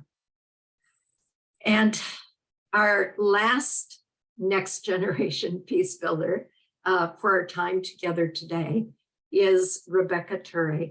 And Rebecca is going to also be sharing 2 videos about some of our Pathways to Peace work in Africa. But a little about Rebecca before I turn over the floor to her. Rebecca is 19 years old and a sophomore in chemistry at Brooklyn College. She's a poet, a member of her church choir, along with the Brooklyn College Glee Club, and a lover of math. Happy Pi Day, she says. She's committed to spreading peace through education, the creation of community, and anti-bullying. Rebecca, I'm turning the floor over to you. I just want to say thank you for everybody that spoke before me. Thank you for this platform. And I truly do believe, as we're just sitting here discussing this right now, I can just imagine that times in the past, just having this opportunity to sit down, discuss the role of women as we move forward, this wasn't a chance. So I'm just grateful for the advancement that we have made. Even though there's more that needs to be done, I just want to say it's great that we've gotten to this point in the very least. So I don't have a presentation, but I do have a speech for you guys. Audience, before I begin, I'd like for you to define yourselves. Look for any and all words that may define you, whether they be words like dreamer, author, or simply living. I ask you to find the words that describe your role in humanity. For many women and girls around the world, they may find that there aren't any words to describe them. Though there are changes with time, women continue to be underrepresented on a large scale in the STEM world and in the workforce. In my case, I find myself playing the roles of a peace builder, an educator, and a global citizen. I'm also a woman in STEM. With these titles in hand, I remain firm in my belief in lifelong learning that's equitable and sustainable. Intertwined within my roles is the responsibility to be an example for little future girls. For the girls that look like me, those that dream like me, and for those who too need role models. In Pathways to Peace, we're strong in our desires to see young girls blossom into successful women. However, this type of thinking is far from commonplace. And as we traverse this ever-changing digital age, I'm reminded more and more of our ability to inspire little girls in diverse manners. For myself, hearing that a Black woman named Kizmika Corbett spearheaded the development of the Moderna vaccine was shocking. As times change though, I find that young girls and youths like myself are continually gifted with more and more role models. Especially now more than ever, technology is in the palm of our hands. It's increasingly possible to connect with those across the world. We can communicate with our global citizens around the earth, apply math to predict future outcomes, and use the internet to fuel the responsibilities that come with living in this modern day. And with technology, I've had the opportunity to connect with Mr. Gerald Nasasira of Rural Care Empowerment in Western Uganda, and Mr. Sylvanus Bangura of War Against Poverty in Conakry, Guinea. Here are the videos from both of them explaining their causes. So please, Becky, play the Gerald video first. Hello, once again, this is Gerald Nasasira, the Executive Director, Rural Care Empowerment International. As I've already said, we promote girls' access to education in Western Uganda. So I'd like also to share with you how the technology can assist the education of young girls in my communities, which basically are rural. Number one, the easy access to information, accelerated learning, and opportunities to practice their learning aspirations. So the easy access to information helps them to gain access to information and hence help them to access information on maternal health, menstrual cycle, and so on. Two, enables the students to explore new subjects of learning and deepen their understanding. Three, technology will increase the level of hope and rural girls since there is information about access to new education opportunities. Another one, many young girls will have information on family planning and hence reduce on moral behavior that culminate into teenage pregnancies and concentrate on their education dreams. Another one, technology can increase on their classwork participation virtually since there is flooded bridges, poor roads, etc. in their communities, in some of the communities in Uganda, and they will still be accessed or assessed through the technology. Also, with the help of technology, girls will be able to read about their role models who have made successful life and instill hope in them and set their visions far and wide and be successful as well. So they will look very far. They will look at their role models, see people who have made it in life, and also be in a position to be like them. So thank you very much as we assist these young girls as we plan to support them. God bless you very much for your kindness and planning for the education of a young child. Thank you. Hello, My name is Sylvanus Bangura, founder of War Against Poverty and Delight Technical School, Conakry, Guinea, West Africa. War Against Poverty is a foundation that alleviates poverty. We believe that every human being has a unique talent, and if nurtured well, it can be productive. We also believe to help people believe in themselves, giving them the rightful resources and the skill to stand by themselves. We stand to transform a peaceful community through peace building and skill training. Our vision is to create a community where people can discover their talent to stand and fight for themselves. Despite all the global challenges, we are able to start an orphanage school named Delight Technical School. This school helps to give decent education to kids. With the global fight, despite of all that is going on, and including also the bad governance, we are reaching out with a decent education. We thank you, and we believe that if this project is considered or fund, we can do more than what we are doing, because we are facing a lot of challenges, more especially in the area of funding. If we have funding, I challenge you and I bet you we can able to transform our community, build a peaceful community, because we have started also a peace education in Guinea Conakry, teaching the kids about peace, because peace is the answer and peace is the way to every development. Thank you. Once more again, I am Sylvanus Bangura, Conakry, Guinea.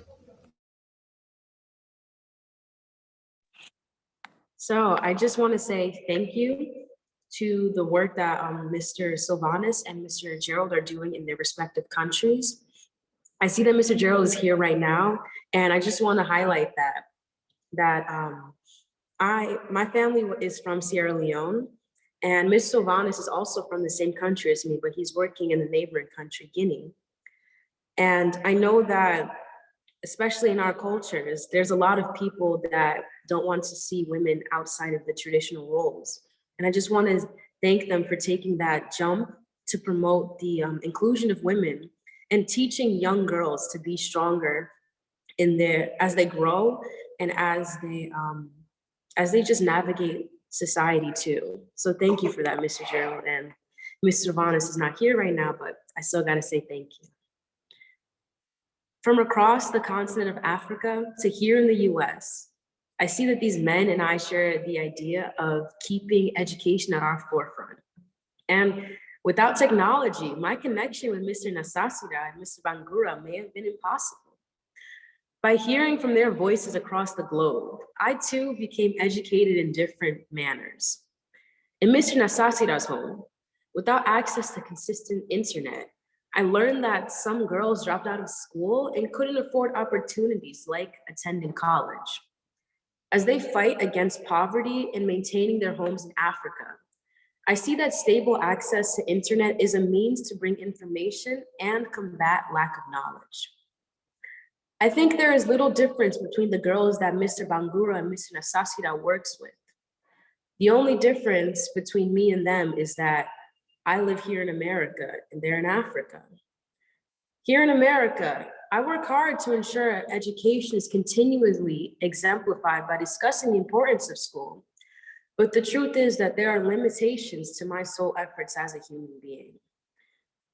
I see myself as not just a college student or an avid book reader, but I think I'm a precedent and a living example for those coming after me, to remind them that innovation starts within our hearts. And with technology, there is no sky that will be too high. Our human strength is the soil and technology is our fertilizer. As these young lives grow, we too must continue to grow with them and adapt to the changes to our modern day. With education at our helm and technology as our passenger, more girls around the world will gain access to seeing their role models, the adequate knowledge to move forward in their desires, and the ability to achieve the goals that they seek. And as I close, I'd like to leave you with this age-old adage. Men is 3 letters, women is 5 letters. Last time I checked, 5 is bigger than 3. So if we're not equal, then we're greater. Thank you. Thank you, thank you, thank you, Rebecca. Oh my goodness, we're just so grateful that you're working with us at Pathways to Peace. We so honor you and your work and your very, very powerful voice. Thank you. You are the role model that you have intended to be, and we're very grateful for you. And so now, dear audience, you have an opportunity to ask your questions. And so we're going to give you a moment to think about what you'd like to ask. And then if you would please just put your questions in the chat, or I think, and I would ask all of our presenters and even Becky to help identify people with a raised hand. We're going to give you an opportunity to ask questions of our presenters. So what would you like to know?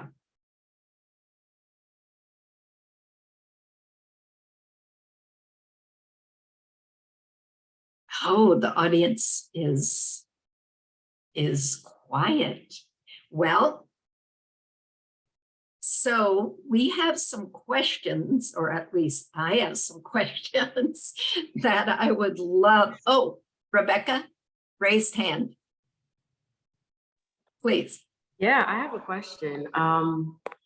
I just want to ask Nicholas, because I see that all the other presenters were women, which is totally dope. But I just want to ask Nicholas, like, how do you feel like this may have shaped your identity navigating through this world, like being part of something of this sort?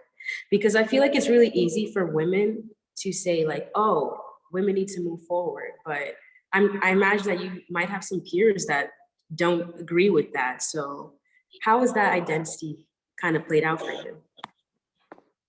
I was impacted by seeing people in my own family thinking that women don't really need a place in this society and in STEM. And I feel that everyone has deserves an equal opportunity, and being able to share a platform with so many educated women who are all on the same page as me, who all think that they should have the same opportunities and that I should not have added opportunities because I'm white and I'm a male. It's so important that we level the playing fields, because it's not fair that I should have opportunities to do something that I might not even want to do, but other people who are really interested and who could find really a passion for something are not given that fair opportunity. Perfect, perfect. And Nicholas and all of our presenters, we all know that within each of us is the divine feminine and the divine masculine. We all have that, and it's about balance, right? And Nicholas, thank you for bringing your balanced approach to our conversation this evening. David Wick, who is the president of Pathways to Peace, has his hand up. David. Hello, and outstanding, absolutely fantastic all around. Thank each of you for what you have to say. And I know this comes from deep experience, self-learning, self-examination, and being present in the world in very powerful and important ways. And with all that you say, which is so important around education, using technology, moving forward, I'm just wondering, what are some of the key things that are really promising to move forward, to keep the evolution happening, to keep what you've learned, to share with others, and to move forward in this greater world of interconnected knowledge sharing?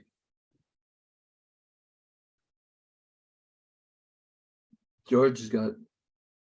David, yeah, I'd like to address that. And it also brings me back to something that Rebecca said. I remember a while back working with youth from the Palestinian territories in the Middle East, a little town called Jenin, which was across from Israel, Afula. A lot of the students there felt that they had no promise, no hope, because of this situation that they're living in. And I love what Rebecca said when she said, how do you define yourself? And one of the things I said to the students was that this moment, this day does not define your future. This day defines your moment, but this doesn't mean that this is how it's going to be. You have the opportunity to shape it. Being connected to the organization at that time I was with, which was besides Pathways to Peace, Seeds of Peace. I said, through these organizations, such as Pathways to Peace, through organizations such as Seeds of Peace, through other organizations like Learn, Lead, and Serve, and so on and so forth, you have the resources to create that change you wish to be in the world. That's the key. I know Pathways to Peace is really focused on creating a culture of peace going forward. So it's the same thing working right now with Joel Nasisera in Uganda, working with Sylvanas Bangura. It's the idea of working together, providing our resources with your resources, our energy with your energy, our vision with your vision. And by bringing these visions together, by bringing this energy together, we then go forward into the future, building together. And one of the reasons I love being part of these young voices, being part of Rebecca's voice and Samantha's voice and Dado's voice and Emma's voice, is that these voices will carry forward. I know working with Lindy Crescitelli and Molinis Rosa, everything that we do is about moving the message forward and building on that. And I love what Emma said about technology, the idea of where we were. Yes, I remember AOL dial-up, just to get on the internet, waiting for that, that connection. And look at where we are today. And I think in the future, it's going to be a lot more connections. The connection will be almost, I can't think of the word right now, but we'll be working almost side to side. Gerald, right now, I think it's 4 o'clock in the morning in Uganda. And yet that I always say that commitment and that passion for leadership and peace is part of this conversation right now. Ava Schmitz, Dr. Schmitz has talked about bringing the idea of technology coming from Poland and the situation where she was under that Soviet type of style of educational malaise, I guess, if you want to call it that. And here we are today talking about moving the message of peace forward, utilizing all the platforms we have. Pathways to Peace, United Nations, ECOSOC, DGC, and everything in between. So, I'm excited, and I'm excited that CSW gives us this platform, David, to move this message forward. Thank you. Yeah, thank you. Thank you. I'm going to take another question, this time from a very powerful woman in our audience. Marilyn King wants to know what gives, especially our youth, I think, but well, I'd like to hear from our next generation presenters. What gives you hope? What gives you the most hope? And who'd like to come on? I guess I will start with Thank that you. because that question is commonly asked. What gives us hope in our world today with everything going on with war, poverty, climate change? It is a prominent question. What gives me hope is knowing that there's light at the end of the tunnel. That's how I like to phrase it. It's going to pan out, even in a way that we don't expect it to. If it's random and we're like, oh, I guess we're going like this. I guess we're going this way now. You still roll with it. And having that motivation and having that inspiration, as well as the education behind it, that gives me hope to know that I am living in a world that will be okay. Not great, not bad, okay. But we can make it better with using the education and tools that we've learned and promoting education to everyone around the world, not just women and girls, but also men.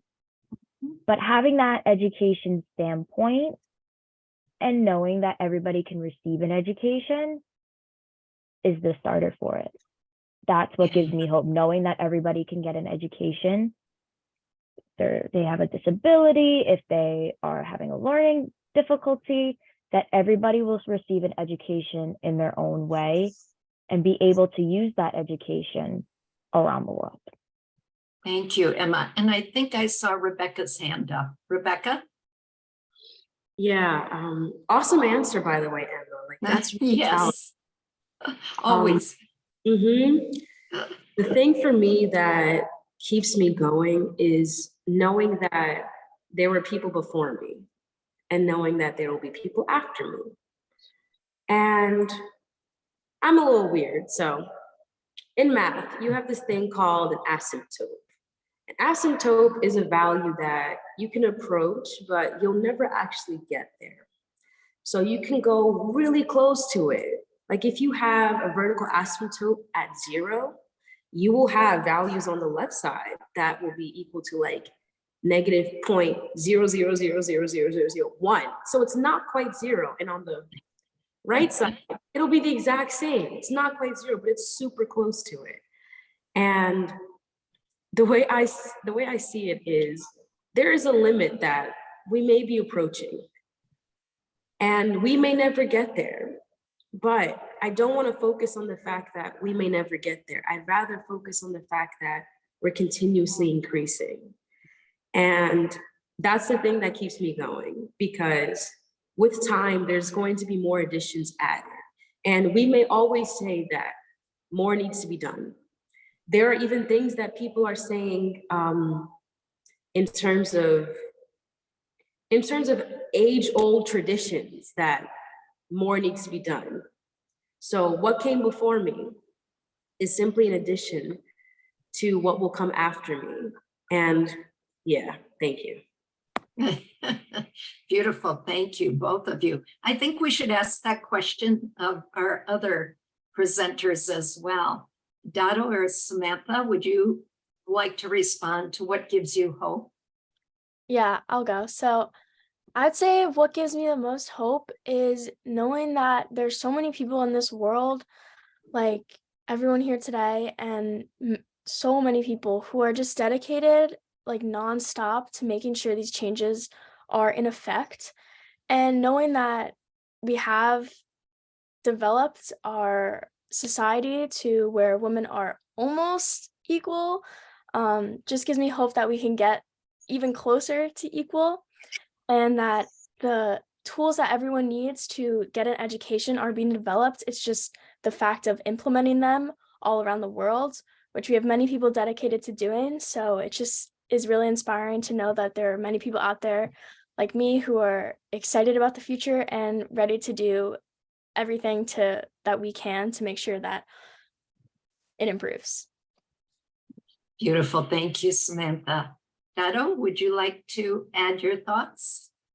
Yes, I would like to say that what gives me the most hope is the inspiration from the youth. I mean, look, all of us in the room are, most of the presenters in this room are young adults or young teenagers. And the fact that we're getting inspired at such a young age is already closing our issues. And also with the technology advancing every day and increasingly improving, and it's crazy what can be accomplished nowadays, and it's just going to keep on innovating further and further. So hopefully all the issues in the world eventually are closing to its end, and it's exciting to see that we're approaching the end. Thank you, Dado. And Nicholas, what would you add? What gives you hope? I feel that my hope comes from the fact that throughout history, we've seen that nothing good comes easy. From the civil rights movement to the suffrage movement, it took men and women so much time, so many grassroots movements in order to achieve some semblance of equality. And in order for anything that's meaningful to come to us, we have to work for it. And therefore, I feel that the work that we've done, the peaceful efforts we've made, will eventually lead to what we want. Equality for women, equality for people everywhere, and equality in education. Because you can't expect something to come easily. Just because a whole bunch of people want something doesn't mean that the people in power want it too. You have to make your opinion known. You have to make your stance on an issue known, and you have to stand for it. Because if you know that it's meant to happen, it'll happen. If you believe in something, it will happen. I'm given hope by the fact that so many people are interested in it, and I'm given hope by the fact that There were so many other movements just like this one that led to the positive outcome that they wanted. Therefore, why couldn't we get to that same outcome? Beautiful. Thank you, Nick. So I have a couple of acknowledgements, and then I'm going to ask Mr. Anthony and Dr. Eva Schmitz to add any closing comments. But first, I just want to acknowledge Mr. Lindy Crescitelli, who is another Pathways to Peace representative to the UN and who has worked diligently with our youth. And it was already mentioned today that the Gandhi King Season of Nonviolence event is actually coming up on March 28th. And so, Lindy, thank you for your beautiful work with our next generation peace builders. And if you'd like to put information about the Gandhi King Season of Nonviolence event in the chat, that would just be wonderful. I'd also like to acknowledge that the principal of Red Bank Catholic is here, Karen Falco. And so she is the principal of most of our youth here, other than Rebecca. And so Karen, I think these youth peace builders, these peace leaders that are youth have made you proud as much as they've made us proud. So thank you. Thank you for your leadership and guidance. And so I'm going to give Mr. Anthony and Dr. Eva Schmitz an opportunity for any closing remarks. Go ahead, George. Thank you. Thank you, Tess. Yeah, I think I'll go back to what Rebecca said before regarding our influence. I'm a product of my teachers. Avery Madison, the founder of Pathways to Peace, was a mentor of mine. And I like to think that I continue to be a reflection of her love, her light, and her passion. Also, past teachers, Dr. Elie Wiesel, who was a messenger of peace at the United Nations, again, another mentor who has followed me, my parents who have followed me, my wife, my faith that follows me. So I'm a follower of great people. I have great people in my life right now. Again, you mentioned Lindy Crescitelli, Marlinus Rosa, the reps that I work with, that walk with me step by step. And I'm so hopeful that the young people on this panel tonight will then also lead us into the future, Tez. And working with you and working with Pathways to Peace and David has put me in a circle of what we call a culture of peace. And people often say, how do you stay so positive? And I often say, I am surrounded in a circle of love, a circle of peace, a circle of hope. I've seen the worst of the worst. I've been to the Middle East, I've been to Lebanon, I've seen what a death and destruction looks like, what it does to people. It's an open wound that is very, very difficult healing. But I also know education is a great healer, and education is a great springboard to hope, to life, to vision, to love, and to a better day. So I have great faith in the future. Yes, it's difficult. Nicholas said it, and I often say to you, work is a piece of inaction. It's a process. We have to keep going forward, but we have to work with the information we have and disseminate this information that's in front of us, and continue to spread the message of Dr. King, Mahatma Gandhi, and support organizations that support that message. So I'm blessed to be in this circle, and I look forward to the future and what I'll be doing, working especially in Uganda and elsewhere. Thank you. Yes. And Dr. Eva Schmitz. Thank you. First, I wanted to say I'm so impressed by the presentations, and what gives me hope is that we have the young presenters, youth peace keepers and messengers who can make a difference. Like Nicholas said, everything is about, every change, big change to policy starts from bottom up. So having the voice when bringing more people with that voice and talking about those important issues, important challenges will make a difference.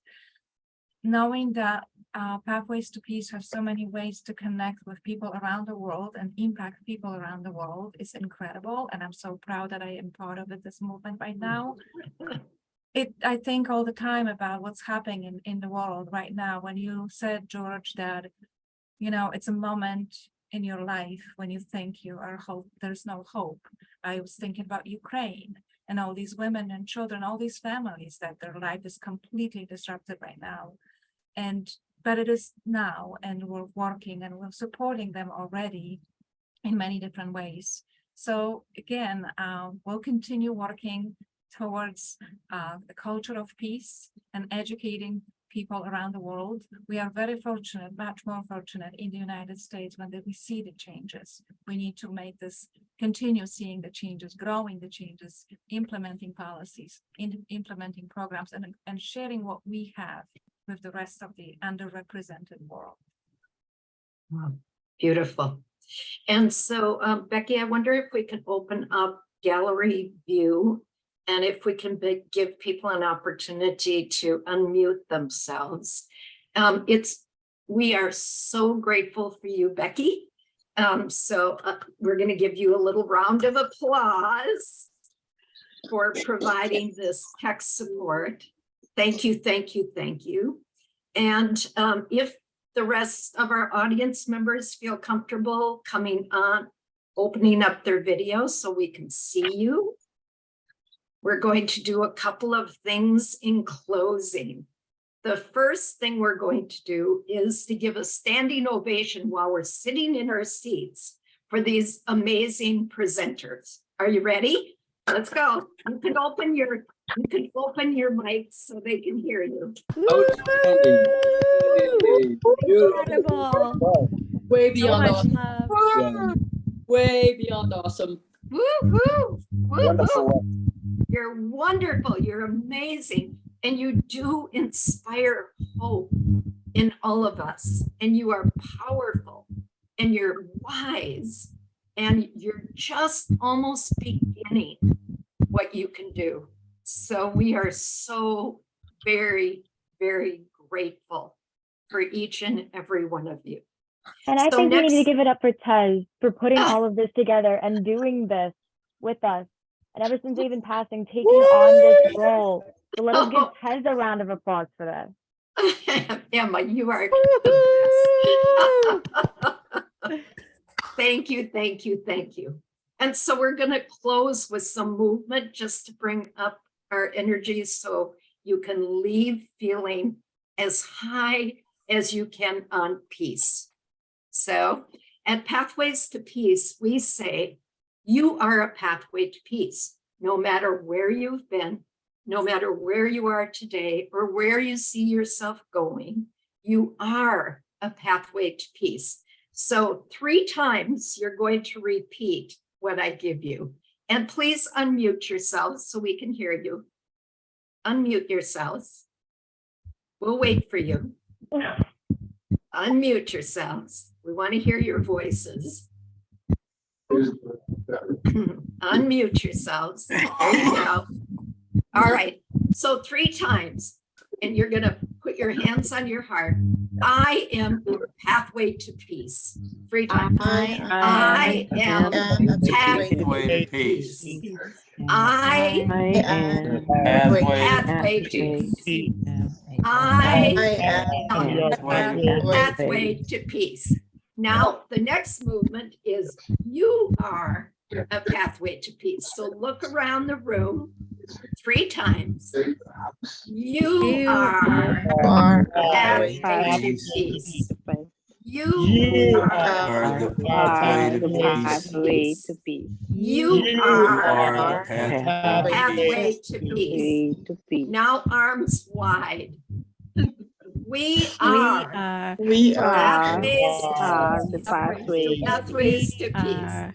We are pathways to peace. We are pathways to peace. And so it is, and peace prevails on earth. Thank you all for being here. Beautiful. Thank you.